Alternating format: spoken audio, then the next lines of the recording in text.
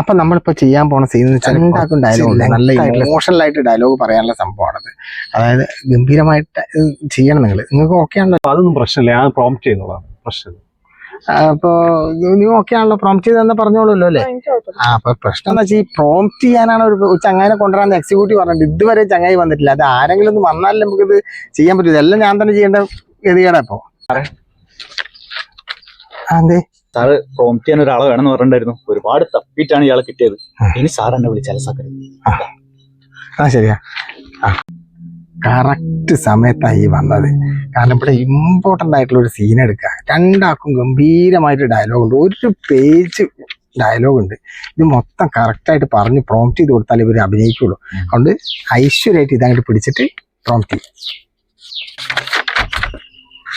അയ്യോ സാറേ, എനിക്ക് മലയാളം വായിക്കാൻ അറിയില്ല സാറേ. സാറ് കേട്ടാ മനസ്സിലാകും. സാറ് ഒന്ന് പറഞ്ഞു തന്നാല് ഞാൻ പറയാം.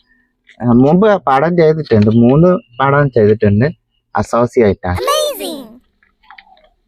അതെ, എവിടെ എന്റെ സ്വദേശം? വെസ്റ്റ് ബംഗാൾ. നിങ്ങള് ഈ ഒരു പണി മാത്രമേ ഇനി കേരളത്തിൽ എടുക്കാൻ ബാക്കിയുള്ളൂ.